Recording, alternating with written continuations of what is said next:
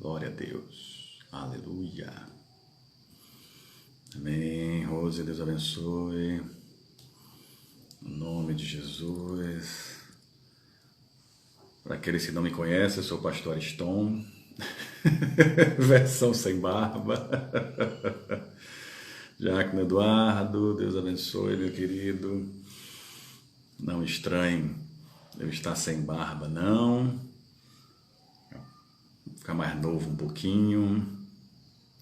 Alguns nunca me viram sem barba, né?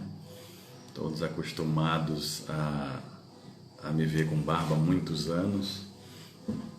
Então vão chegando. Mas sou eu mesmo. Pelo menos uns 5 anos mais novo. A barba estava envelhecendo um bocado, mas enfim, não é por conta disso não.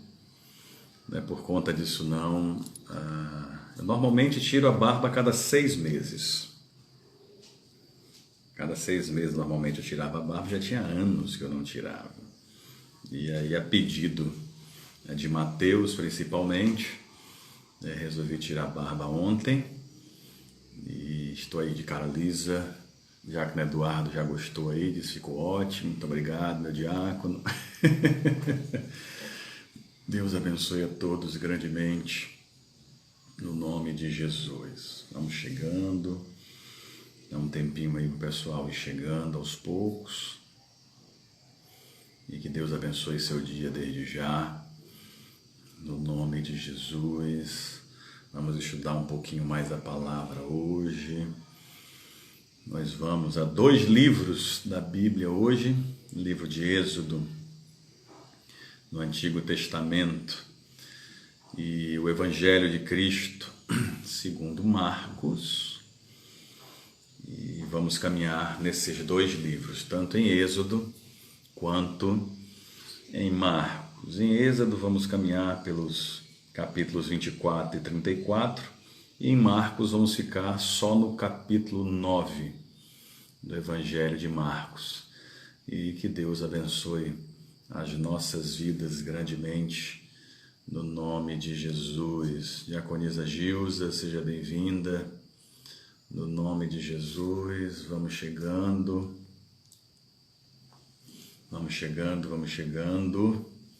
Deus abençoe no nome de Jesus. Ainda estamos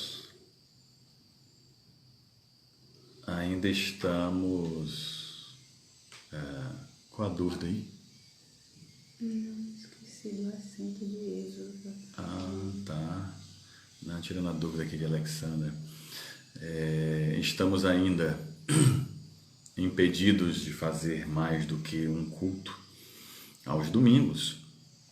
Então, tive que mudar o plano e permanecer com as lives dos estudos bíblicos de forma virtual. Então, que Deus abençoe a todos. Soraya, Deus abençoe. A Elionai, Moisés, a paz, Deus abençoe a vocês. E vamos chegando. Agora sei também, e isso me foi alertado até, sei também que algumas igrejas já voltaram a funcionar, já estão tendo cultos presenciais aos domingos pela manhã, outras igrejas mantendo ainda seus cultos online também aos domingos pela manhã, mas, enfim, eu fui alertado nesse sentido de que poderíamos ter uma frequência menor de pessoas nas lives, uma audiência menor das pessoas durante a nossa live, mas não é isso que me importa, realmente não. Não estou, não estava, e enquanto assim for possível ou estejamos obrigados a tanto, vamos continuar fazendo essas lives no domingo pela manhã, até liberarem a gente para os cultos domingo de manhã e à noite, como já estamos fazendo. Mas eu não repito, não estava, não estou, e se for o caso, não vou continuar fazendo lives por conta de audiência, por conta de quantas pessoas podem estar conosco ou não. A questão não é essa. A questão é meditarmos à luz da palavra, junto com aqueles que podem e junto com aqueles que querem. Então não é uma questão de audiência, não. Se tiverem 60, 70, 100, 200, ou 7, ou 10, ou 15, ou 20, a questão não é essa, não. Não é disso que se trata. Deus abençoe, Flori, Alexandre, Deus abençoe. Não é de audiência que se trata. Se trata aqui de conhecimento bíblico. Se trata aqui de conhecimento da palavra de Deus. E é nesse sentido, e é por conta disso, que permanecemos estudando a palavra, aprendendo da parte do Senhor. Quando nos for possível fazermos o estudo bíblico também de volta na igreja, no templo, de forma presencial, aí então eu moverei a live como era a ideia. Cultos presenciais quarta, domingo de manhã e domingo à noite, até podermos ter mais do que um culto no meio de semana, e uma live às sextas. Mas como ainda não podemos fazer um culto de manhã e um culto de noite, apesar de que algumas igrejas já estão fazendo isso, mas isso me parece descumpre o decreto municipal, e eu não quero nenhum tipo de problema para a igreja, muito menos para as pessoas ou para mim. Vamos permanecer dessa forma. E que assim Deus nos abençoe. Quando tudo estiver normalizado, quando as nossas reuniões de oração estiverem de volta às terças-feiras no templo, o nosso culto da família de volta às quintas-feiras no templo, nosso estudo bíblico pela manhã aos domingos, nosso culto de celebração domingo à noite, como já está de volta ao templo, aí sim, muito possivelmente vamos reduzir mais ainda essas lives que fazemos, mas a ideia é manter esse contato, principalmente com as pessoas que estão distantes. Mas por hora é aquilo que eu avisei. Na sexta-feira da semana retrasada, já tinha marcado a live, não podia cancelar, inclusive dei todas essas explicações lá. Também no domingo pela manhã na live e domingo à noite na igreja. Falei isso e repeti, no sentido de que por hora, quartas e domingos à noite, vamos estar presencialmente no templo. E aos domingos pela manhã fazendo os nossos estudos bíblicos aqui pelo Instagram.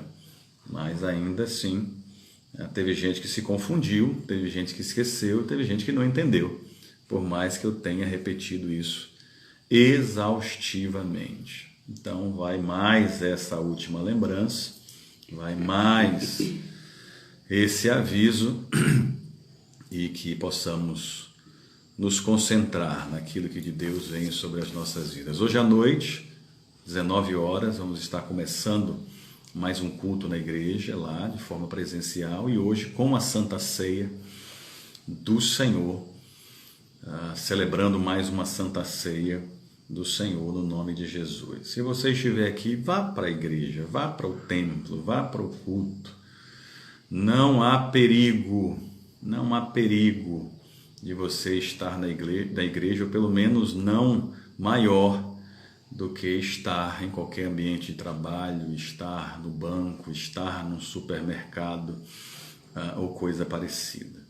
Montamos todo um esquema e todo um formato para que ninguém esteja em perigo, ninguém esteja perto um do outro, e nada disso. Não temos cafezinho no final do culto, não temos lanche no final do culto, que é justamente para, terminando o culto, as pessoas sigam para suas casas. Então, você chegando na igreja, você vai ter um totem lá para você pisar lá no totem, cair álcool em gel 70 na sua mão. O primeiro acesso na igreja justamente para o banheiro e lavatório, cadeiras distantes um do outro, 2 metros quadrados para cada pessoa, distante do altar, distante da plataforma, distante uns dos outros, portões completamente abertos, tudo tudo para a sua segurança e para cumprir o decreto municipal. Então, na igreja, você não vai estar correndo mais risco do que está em qualquer lugar, seja no seu trabalho, seja no supermercado, na farmácia ou qualquer coisa parecida. Amém? Paulo falou aí, eita, deve ser pelo susto de me ver sem barba pela primeira vez. Paulo nunca tinha me visto sem barba. E outras pessoas também não. Então, que Deus abençoe a todos vocês em o nome de Jesus. Quem entrou enquanto eu estava falando aqui, Mariana entrou aqui, Flori, minha mãe, irmã Jane, Paulo, que eu falei agora, Geralda, Deus abençoe, Flávia, Deus abençoe, no nome de Jesus. Deus abençoe a todos grandemente, para a glória do Senhor. Falei aqui a princípio, e muitos não ouviram, eu tirava a barba a cada 6 meses, mas já tinha anos que eu não tirava a barba, e resolvi fazer ontem para dar uma respirada na pele. No Antigo Testamento, os homens, né, principalmente os sacerdotes e profetas, raspavam a barba em sinal de luto, de grande tristeza ou lamento. Não é meu caso, não. Meu caso mesmo foi para dar uma clareada no rosto, dar uma rejuvenescida de certa forma, e a pedido de meu filhote também em parte, que vivia pegando o meu pé para tirar a barba um pouquinho. Mas enfim, não se assustem não, esse sou eu, nasci sem barba, passei a infância e adolescência sem barba, comecei no ministério sem barba, e só passei a usar barba quando eu já estava pastoreando a primeira igreja que Deus me enviou, que foi em Tapetinga. Uma vez eu recebi uma pessoa lá no apartamento que nós morávamos, para uma informação, era uma empresa que funcionava perto, e a dona dessa empresa tocou lá para falar comigo. Assim, olhou assim para mim e fez: você que é o pastor da igreja? Eu digo: sou. Aí fez: mas tem a cara muito de menino, tem muito novo para ser pastor. E na época eu tinha cara de menino mesmo, e aí então eu resolvi deixar a barba crescer. Mas na época a barba era toda preta, Paulo, não tinha um fio de cabelo branco, e hoje a barba está quase toda branca, então deu uma melhorada no visual. Mas vamos ao que importa, que é a palavra de Deus. Obrigado, Flori. Flori disse que ficou bom, glória a Deus. Cláudia, Deus abençoe, no nome de Jesus. Então também falei e repito, nós vamos caminhar em 2 livros da Bíblia hoje. O livro de Êxodo, em 2 capítulos de Êxodo, que é Êxodo 24 e Êxodo 34. Então já pegue aí um papel, um lápis, uma caneta, um caderno, uma agenda, para que você possa acompanhar e escrever algumas coisas que vamos estudar para a glória de Deus. Êxodo 24 e 34, e também vamos ao livro de Marcos, no capítulo 9. E continuamos orando por Dona Madalena, mãe do nosso irmão Paulo, que está aí conosco, já falando que a mãe está se recuperando, ainda com muitas fraquezas no corpo, tem um problema sério de coluna, mas Paulo está lá visitando a mãe e o pai, lá em Praia Grande, São Paulo, e cremos que logo, logo Dona Madalena vai estar 100% no nome de Jesus. Amém? Então, 3 textos bíblicos hoje. 2 em Êxodo, Êxodo 24 e Êxodo 34, e eu vou dando os versículos depois, e Marcos capítulo 9, que eu vou dando os versículos também à medida que formos caminhando no estudo, e que o Senhor nos abençoe. Mas vamos orar antes. Senhor, no nome de Jesus, te agradecemos pelo renovar das suas misericórdias, te agradecemos por não termos sido consumidos nessa manhã, te agradecemos pelo sopro de vida, te agradecemos, Senhor, por esses 21 graus nessa manhã de domingo aqui em Ilhéus, um clima para nós, nordestinos e baianos, um clima já um pouquinho frio, um pouquinho abaixo do que estamos acostumados, apesar de que no sul do país as temperaturas já estão perto de 0 grau, e em alguns lugares do sudeste também as temperaturas girando em torno de 7, 8, 10 graus. Para nós 21 já é um friozinho bom, e também por isso te agradecemos, pela sua bênção, por este domingo, este dia que o Senhor fez por nós e para nós. Estejamos, como diz a tua palavra, alegre nele, pois, e que possamos aprender um pouco mais. Desperta o seu povo, Senhor. Desperta em todos os sentidos. Desperta aqueles que nessa hora ainda estão dormindo, quando deveriam estar cultuando e adorando a Deus, seja presencial ou virtualmente, perto ou distante, e desperte o seu povo espiritualmente, ó Deus, para que de novo a chama de Cristo brilhe, o fogo do Espírito Santo queime, no sentido de queimar todo mal, toda preguiça, toda vontade de nada fazer, ou mesmo a vontade de se distanciar, Senhor, no nome de Jesus.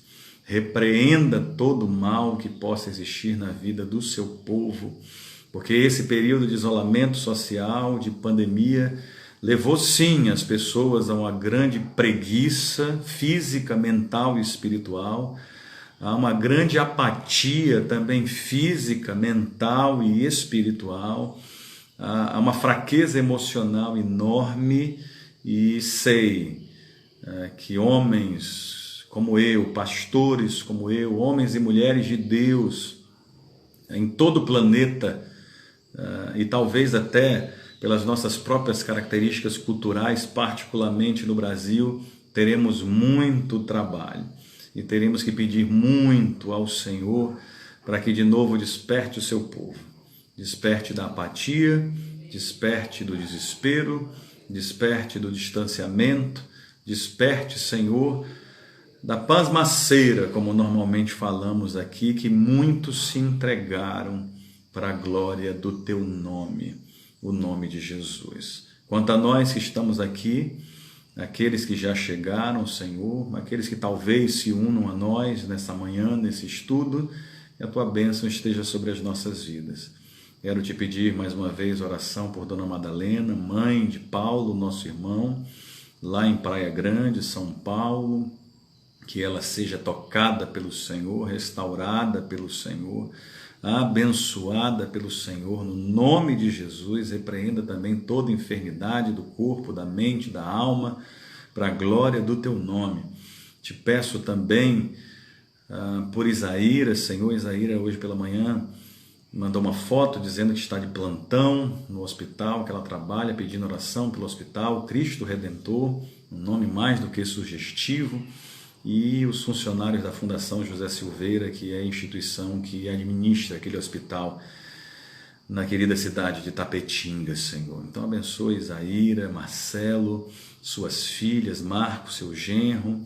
Abençoe, Senhor, todo o povo da igreja de Tapetinga, o pastor Fabiano, Cristina, Vanessa, e orando em nome dessas pessoas, falando no nome dessas pessoas, oramos por todas elas daquela cidade. Em nome de Jesus, proteja, livre, guarde de todo mal. Obrigado pela recuperação da saúde de muita gente lá, Senhor, seja por conta da pandemia ou não, como a recuperação de Sérgio, nosso querido irmão, cada dia melhor para a glória do Senhor. Como também te pedimos que guarde as nossas vidas aqui em Ilhéus, livrando-nos do mal, ó Deus. Porque mesmo com isolamento, mesmo em quarentena, mesmo com restrições, isso não tem impedido que muitas pessoas sejam contaminadas. Já são milhares de casos na nossa cidade de contaminação e quase 100 de mortos. Casos comprovados e notificados, 75 mortos até o dia de ontem. e alguns dizem que poderiam ser mais, outros dizem que poderiam ser menos, mas a palavra do final vem do Senhor. Importa o que o Senhor diga, e o que o Senhor disse é que estaria conosco.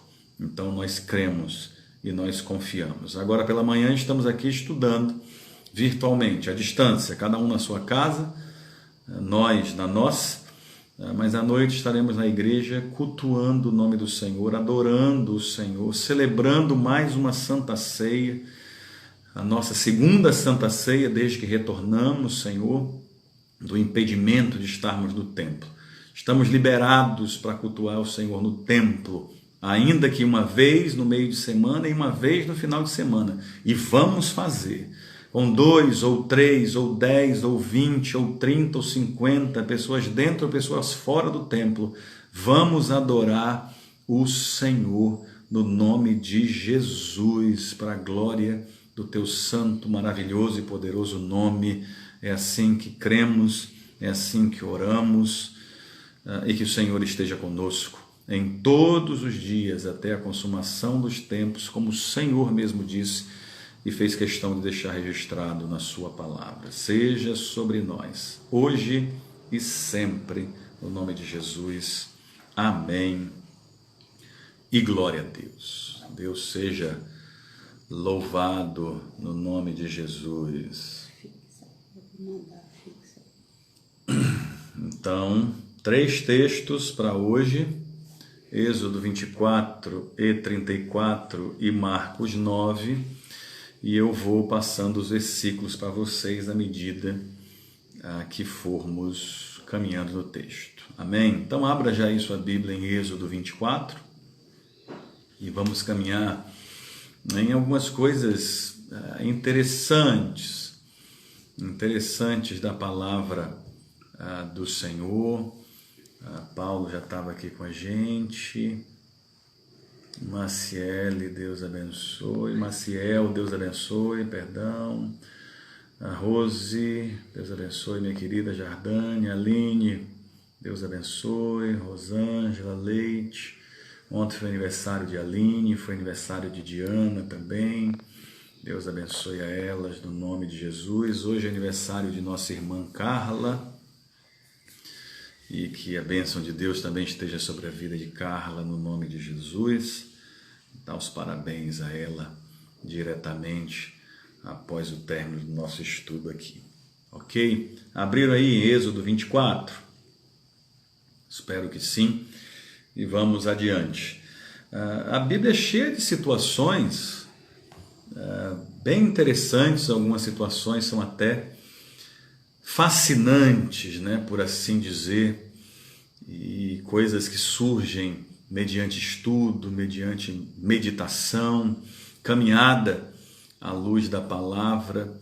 Então são coisas muito interessantes que vão surgindo, que vão acontecendo, e nós poderíamos passar o resto das nossas vidas falando dessas coisas maravilhosas, dessas coisas interessantes que a Bíblia retrata, que a Bíblia fala com a gente. E algumas dessas coisas estão bem claras nesses textos que vamos usar de Êxodo 24 e 34, com o texto que vamos usar de Marcos 9. E coisas que são fáceis de compreender e que se tornam comparativos bem interessantes de como as coisas aconteceram no passado mais antigo, como no Velho Testamento, e num passado nem tão antigo como é o Novo Testamento.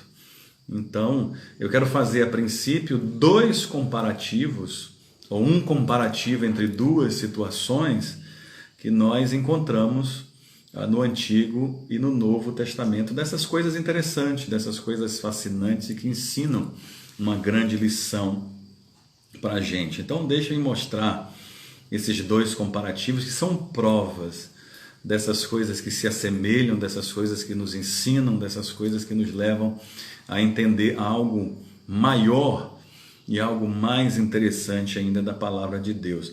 Olha o caso de Moisés em Êxodo 24. Em Êxodo 24, mais especificamente no versículo 16, nós vemos o texto bíblico falando o seguinte, ó, Êxodo 24, versículo 16. Vou ler o 15. Quando Moisés subiu, a nuvem cobriu o monte, e a glória do Senhor permaneceu sobre o monte Sinai. Durante 6 dias a nuvem cobriu o monte. No 7º dia, o Senhor chamou Moisés do interior da nuvem. Então olha que coisa interessante. Após 6 dias, se você quiser, você escreve isso. Após 6 dias, no 7º dia, Moisés foi chamado em meio à nuvem. É um fato, é um relato do texto de Êxodo 24, versículo 16. Depois de 6 dias, no 7º dia, Moisés foi chamado em meio à nuvem ali do Senhor. É o que está em Êxodo 24, 16. Amém?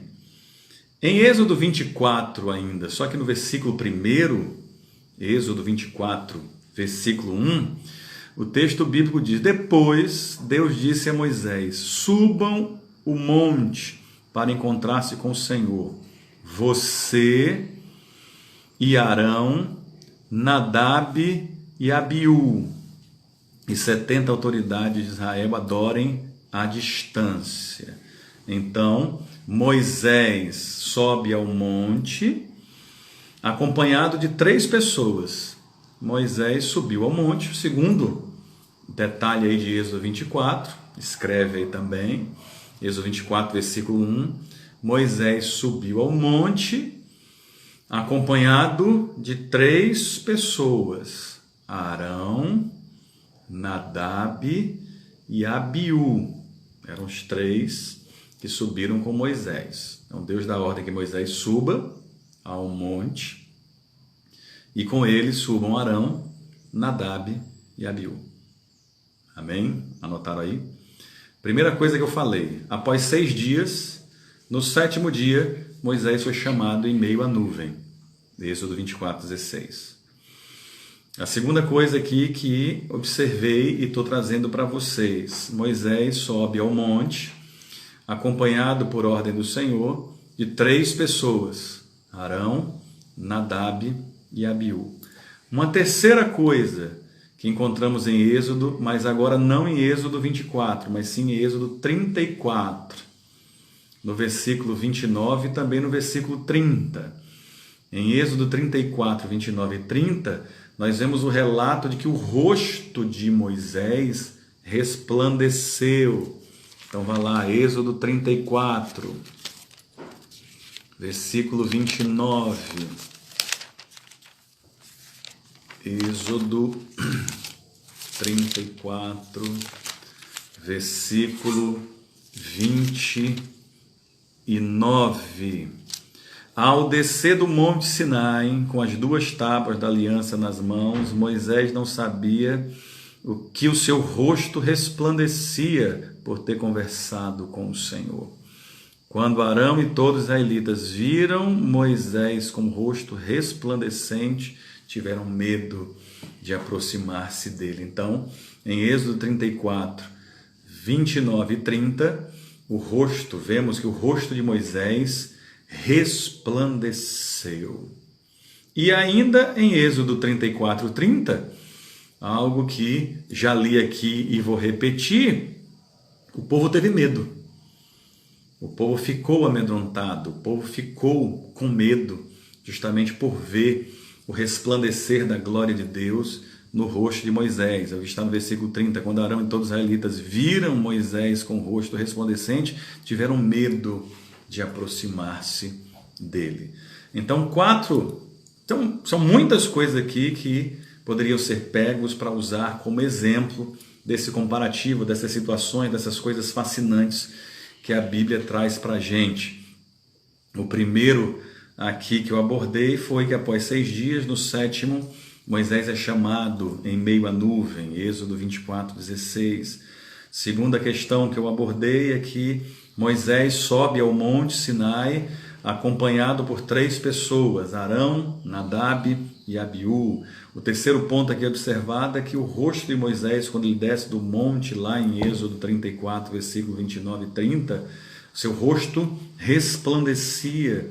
E no versículo 30, a confirmação de uma outra situação é que todos, inclusive Arão e todo o povo de Israel, ao ver o rosto de Moisés resplandecendo com a glória de Deus, todo o povo se amedrontou, o povo ficou com medo.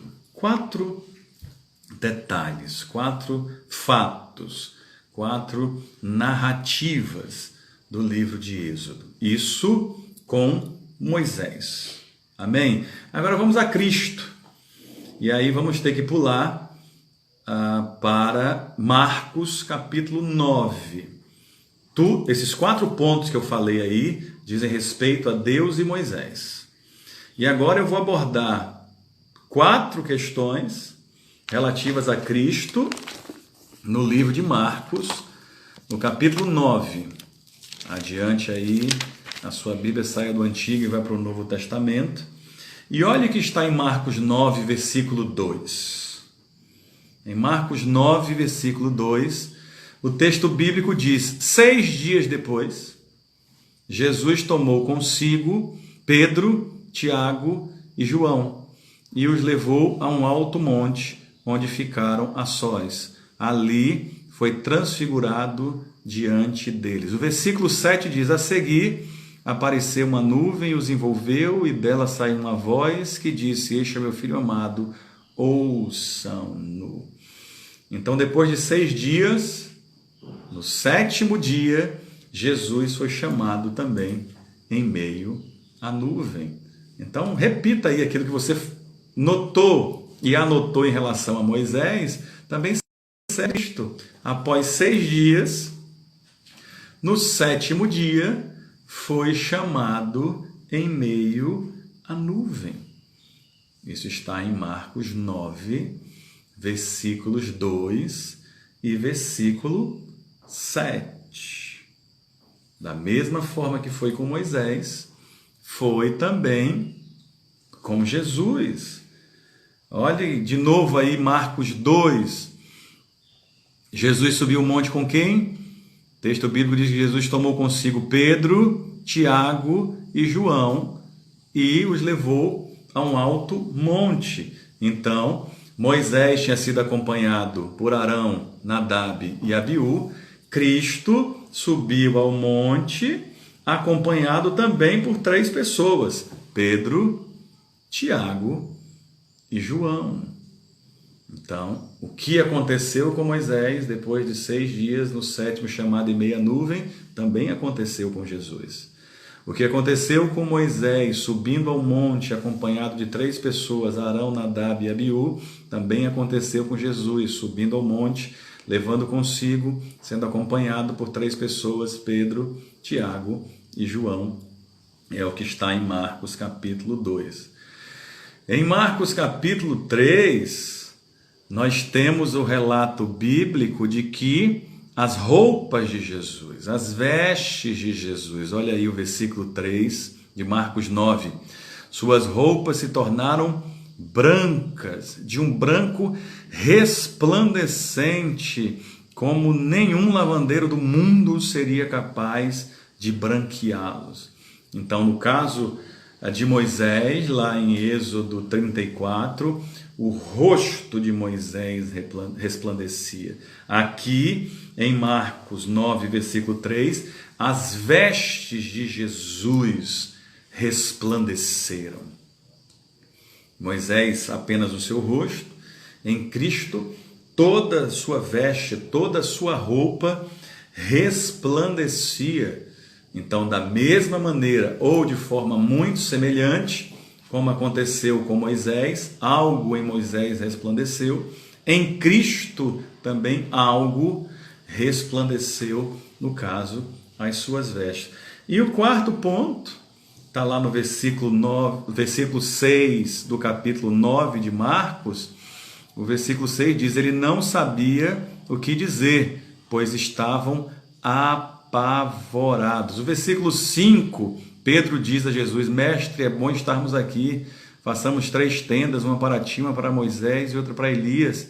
Versículo 6, então, ele não sabia o que dizer, pois estavam apavorados. lá em Êxodo 34, 30, todo o povo de Israel estava apavorado por ver o rosto de Moisés resplandecendo. E aqui em Marcos 9, versículo 6, todos os discípulos estavam ali, Pedro, Tiago e João, estavam apavorados porque as vestes de Jesus resplandeciam. Então, dito isto e anotado isto, e fazendo esse comparativo entre Moisés e Jesus, o libertador de Deus, do povo de Israel, lá do cativeiro egípcio, e Cristo, libertador do povo de Deus, do cativeiro não da carne, não do corpo, mas sim do pecado e da morte, vivenciaram coisas bem parecidas. Moisés no Monte Sinai, Jesus no Monte Tabor. E vemos essas coisas semelhantes acontecerem tanto na vida de Moisés quanto na vida de Cristo, como vemos tantas coisas acontecerem na vida de outras pessoas e também nas nossas.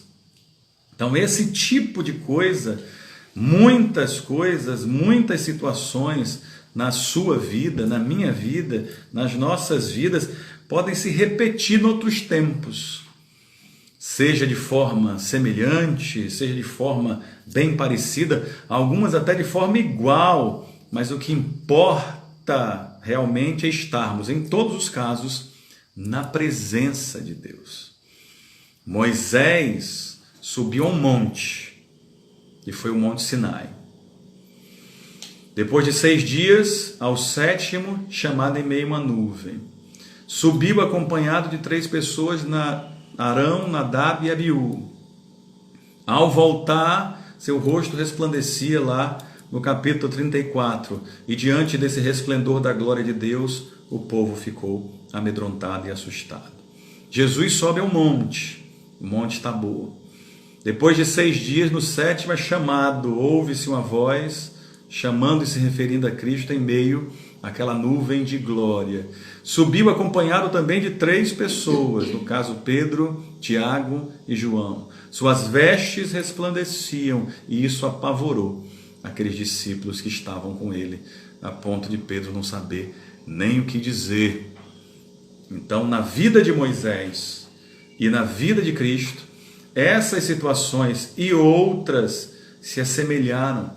Aconteceram coisas bem parecidas, aconteceram coisas bem semelhantes, como na minha, como na sua, nas nossas vidas. Coisas e situações podem se repetir, sejam de forma igual ou muito parecidas, mas independente das pessoas envolvidas, independente do tempo, independente das situações, independente dos lugares, o que importa é, em todos os casos, estarmos na presença do Senhor, porque assim estavam Moisés e Cristo. Assim estavam Moisés e Cristo. E esse tipo de exemplo, eu quis pegar esse exemplo para o nosso estudo bíblico, é para mostrar que certas coisas podem ser inéditas nas nossas vidas, nunca terem acontecido antes, da mesma maneira que outras coisas podem ser bem comuns, já terem acontecido na vida de outras pessoas e se repetirem nas nossas vidas. Mas é justamente dessa situação que pode ser inédita, ou mesmo dessa situação que pode ser uma repetição de outras épocas, de outras pessoas, de outras situações, tudo isso vai servir de lição, tudo isso vai servir, deve servir de aprendizado nas nossas vidas. Aconteceu com Moisés, aconteceu com Jesus, pode ter acontecido com o pastor Robert e acontecer com o pastor Ariston, pode ter acontecido com o pastor Vieira e acontecer com o pastor Luiz, ou pode ter acontecido na minha vida e nunca ter acontecido na sua, mas seja algo novo na sua vida, ou seja algo já repetido na vida de outras pessoas, ou até mesmo na sua própria, tudo isso vai nos servir de lição. A questão que está em meio a isso tudo é o que Deus está querendo nos ensinar. em tudo que vivemos na vida, em tudo que vivemos na vida, a questão que está no meio daquilo ali é o que Deus está querendo nos ensinar. Nenhum episódio bíblico, nenhuma situação narrada na Bíblia estava desprovida, estava sem uma lição por trás daquilo ali.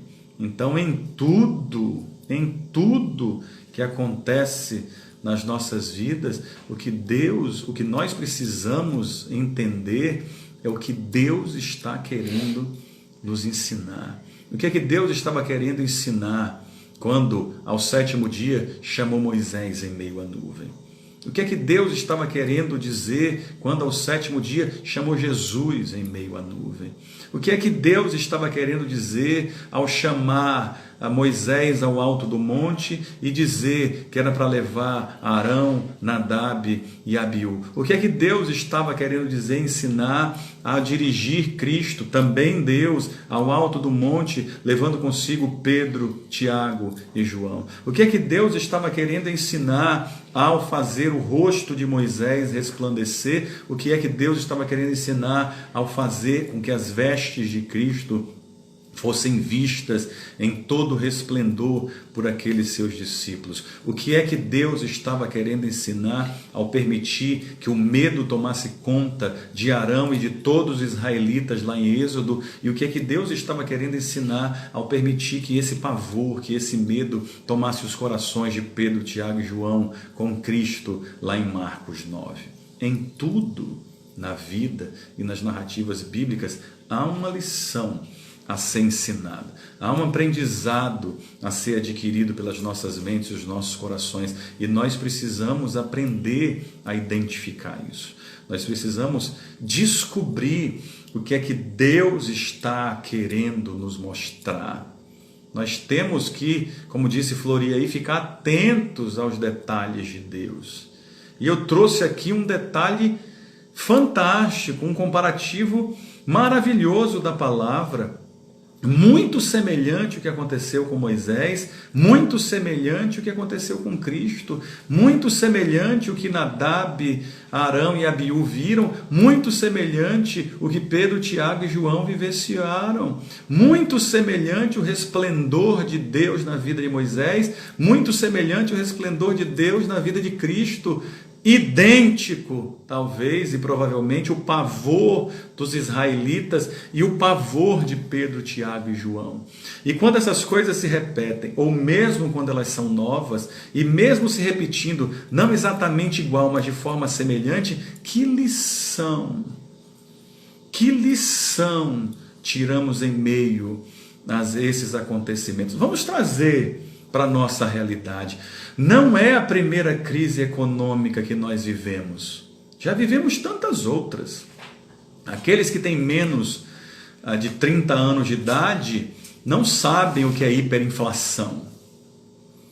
Não sabem o que é comprar um produto hoje e no mês seguinte ele está custando 80% mais caro, porque a inflação era de 80%, 85% ao mês.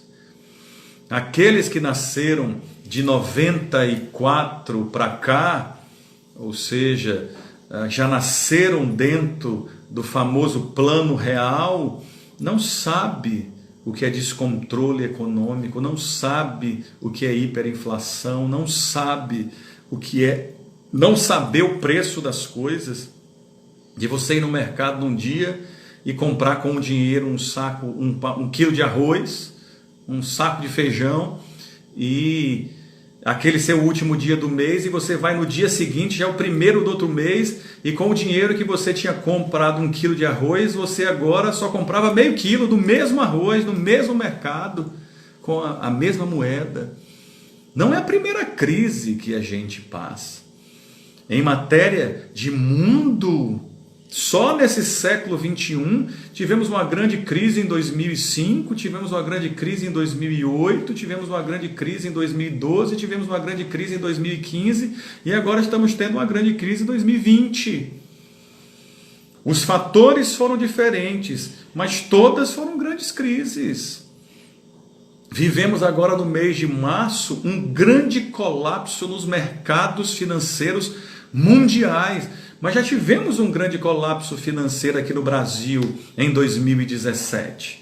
Tivemos um grande colapso financeiro no mundo em 2008. Tivemos o maior, provavelmente, da história colapso financeiro em 1929, com a quebra da Bolsa de Valores dos Estados Unidos, onde muitos empobreceram, muitos perderam muito dinheiro, mas continuaram sua vida, e outros ficaram mais ricos do que já eram. Em meio a essa pandemia toda, eu estava lendo um artigo ontem, em meio a essa pandemia toda, teve gente que ficou mais bilionário do que já era, a depender dos negócios que tinham. Então já vivemos muitas crises regionais, locais, nacionais ou mundiais. E o que é que nós aprendemos com isso? Que lição tiramos disso tudo aí? Em matéria de dinheiro, em matéria de economia, essa crise e todas as outras já deveriam ter nos ensinado uma lição, que nós precisamos ter os pés no chão, que nós precisamos olhar mais para o futuro do que para o presente, porque o presente talvez não tenha tempo, não dê tempo de a gente mudar alguma coisa, mas o futuro, de certa forma, sem querer tirar presciência, preconhecimento e a soberania de Deus da equação, talvez possamos fazer alguma coisa para acrescentar ao nosso futuro algo de valor. Pandemias, doenças que se alastraram mundo afora, não é a primeira vez. Essa pandemia aí do coronavírus não é a primeira que a gente enfrenta. Talvez um pouco ou muito diferente de outras, mas gente, a peste negra dizimou 40% da população da Europa. 40% da população da Europa morreu por conta da peste negra, da peste bubônica, por assim dizer. Mas em todas as situações, o que importava era estar na presença de Deus, e Deus está presente nas nossas vidas. Porque Deus fez milagres no passado e Deus fará continuamente milagres no dia de hoje. Mariana escreveu, milagres ainda existem. Mas não damos importância porque achamos que a coisa é normal. Deus resplandece em muitos, porém fechamos os olhos e não enxergamos. A exemplo de curas. Gente, nós vemos aí, eu ouço os médicos aqui no Brasil e lá fora, minha irmã mora na Itália, dizendo do grande grau de contaminação desse SARS-CoV-2, né? Ou novo coronavírus, ou Covid-19. Gente, tem gente que parentes ficaram doentes dentro de casa e não foram afetados, não foram contaminados. E eu acredito que seja a mão de Deus. Outras pessoas com todo cuidado, com todo isolamento, com todas as preocupações, não sabem nem de quem pegou ou onde. Então, é estar na presença de Deus, e Deus está na nossa presença, por assim dizer. É Deus estar conosco, nós estarmos com o Senhor. O que é que as coisas que acontecem novas ou já aconteceram, estão se repetindo de forma idêntica ou de forma semelhante, são e existem como forma de lição nas nossas vidas? Porque algumas coisas são idênticas. Moisés subiu ao monte, Jesus subiu ao monte. Mas, né, em outras coisas se distingue. Moisés subiu ao monte Sinai, Jesus subiu ao monte Tabor. Algumas coisas são semelhantes. Moisés sobe junto com Arão, Nadab e Abiú. Jesus sobe também acompanhado de 3 pessoas. Mas eram 3 pessoas diferentes, Pedro, Tiago e João. O rosto de Moisés resplandeceu, as vestes de Cristo resplandeceram, mas algo manifestou a glória de Deus.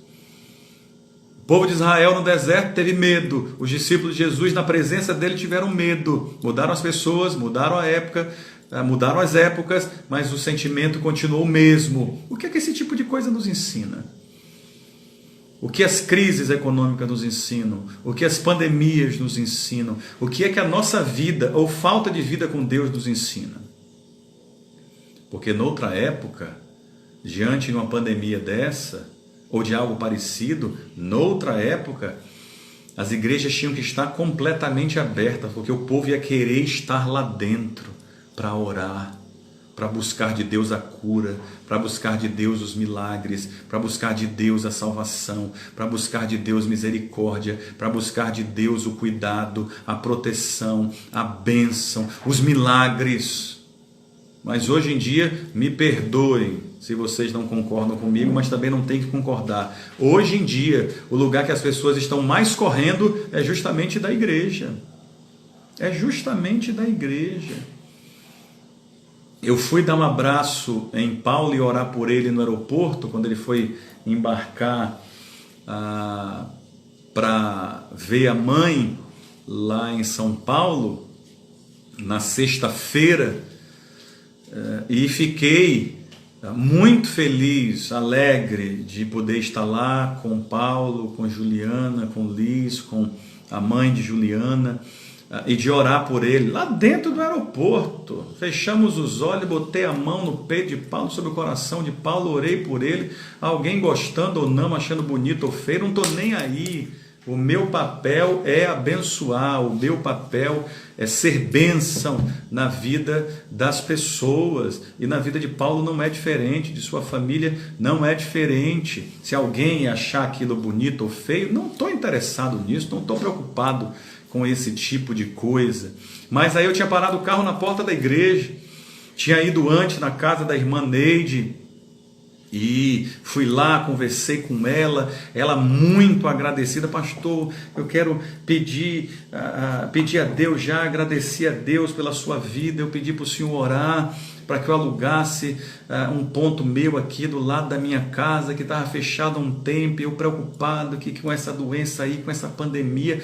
Todo dia a irmã Neide me manda uma mensagem dizendo que tem orado por mim, que me ama, que Deus guarde a minha vida, que essa doença passe logo. E ela foi pedir para eu passar lá, para me agradecer por ter orado por ela, porque mesmo em meio a essa crise toda, Deus mandou um inquilino lá para ela que pagou 6 meses de aluguel adiantado.